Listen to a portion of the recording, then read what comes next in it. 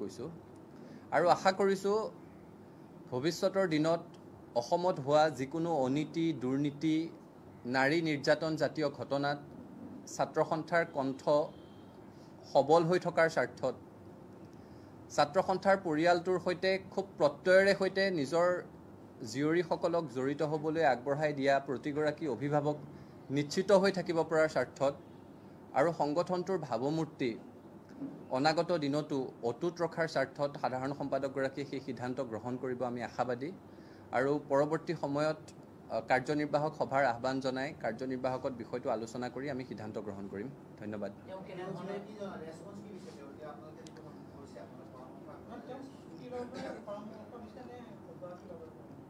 তেখেতক দায়িত্বৰ পৰা অব্যাহতি গ্ৰহণ কৰিবলৈ বা ছুটি গ্ৰহণ কৰিবলৈ আমি পৰামৰ্শ আগবঢ়াইছোঁ আৰু তেখেতে ইতিমধ্যে কালি সংবাদ মাধ্যমৰ আগত ৰাজহুৱাভাৱে কথাখিনি ব্যক্ত কৰিছে সেইখিনি কথাই আমাৰ আগতো কৈছে তেওঁ সংবাদ মাধ্যমৰ আগত প্ৰেমৰ সম্পৰ্কৰ কথা অকপতে স্বীকাৰ কৰিছে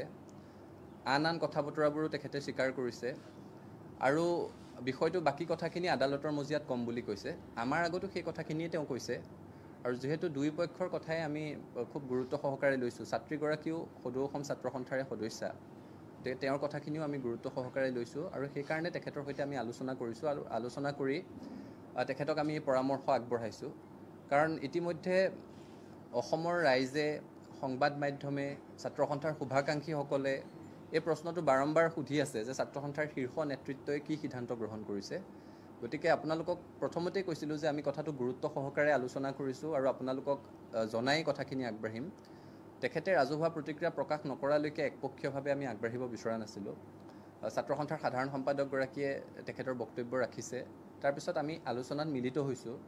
আৰু তেখেতে আমাৰ আগতো সেই সংবাদ মাধ্যমৰ আগত কোৱা কথাখিনিয়ে কৈছে তাৰপিছত আমি সদৌ অসম ছাত্ৰ সন্থাৰ মুখ্য উপদেষ্টা ডক্টৰ সমুজ্জ্বল কুমাৰ ভট্টাচাৰ্য ডাঙৰীয়া আৰু মই তেখেতক ছাত্ৰ সন্থাৰ দায়িত্বৰ পৰা অব্যাহতি গ্ৰহণৰ কাৰণে পৰামৰ্শ আগবঢ়াইছোঁ আশা কৰিছোঁ তেখেতে ইতিবাচকভাৱে এই কথাটো গ্ৰহণ কৰি তেনে সিদ্ধান্ত গ্ৰহণ কৰিব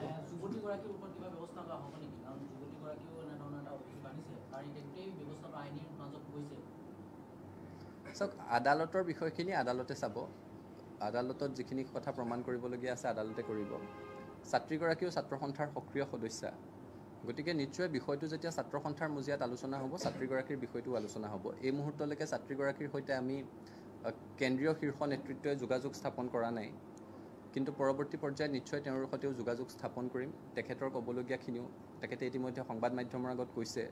আদালতত কৈছে কিন্তু ছাত্ৰ সন্থাৰ এগৰাকী সক্ৰিয় সদস্যা হিচাপে তেওঁ ছাত্ৰ সন্থাৰ মজিয়াটো নিজৰ কথাখিনি নিশ্চয় ক'বলৈ বিচাৰিব গতিকে তেখেতৰ কথাখিনিও আমি গুৰুত্ব সহকাৰে নিশ্চয় গ্ৰহণ কৰিম